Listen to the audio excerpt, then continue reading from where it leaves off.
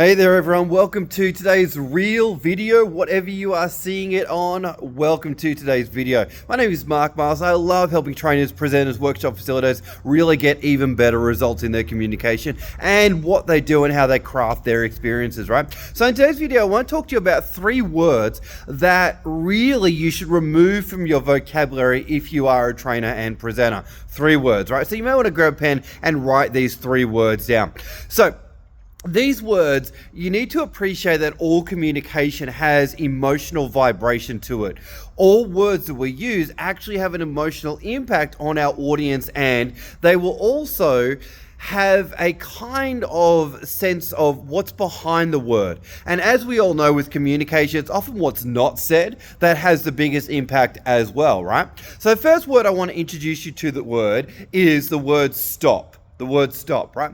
Now, if you're running activities in a workshop and you suddenly, the activity's going and suddenly you yell out the word stop, it can feel very jarring, it can feel very uncomfortable and a little bit unpleasant for the receivers of the word, right? And we kind of feel like we're being spoken down to. So I know that in the case of safety, you may need to yell stop if it is a dangerous item, right? But if you can change the word stop to the word pause, you're going to feel that there's a lot more, pleasantness to that. And people are going to feel a lot more comfortable to transition to the next activity. So the first one you want to avoid is the word stop. All right. There's going to be a time and place for it. But if you're just transitioning between, gentle activities, go for the let's pause, right? So everyone, let's just pause and let's just take a moment now. And then you close off the activity, right? Next one that you want to think about is the word hope. Hope, all right? So here's what not to say.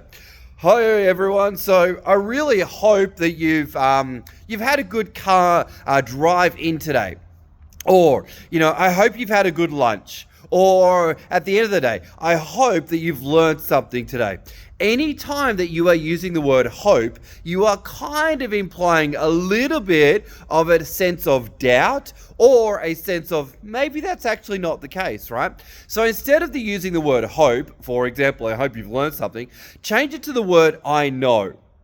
So I hope you've learned something becomes, I know you've learned something today because you've demonstrated some fantastic skills, applied some knowledge, and got some great results in the room today. And I'm so proud of you. All right. So that's going to be a much more efficient, empowering, and memorable way to say it, right? So take out hope and replace it with no. Now, the next one is one that I often talk about on this channel, which is the word improve.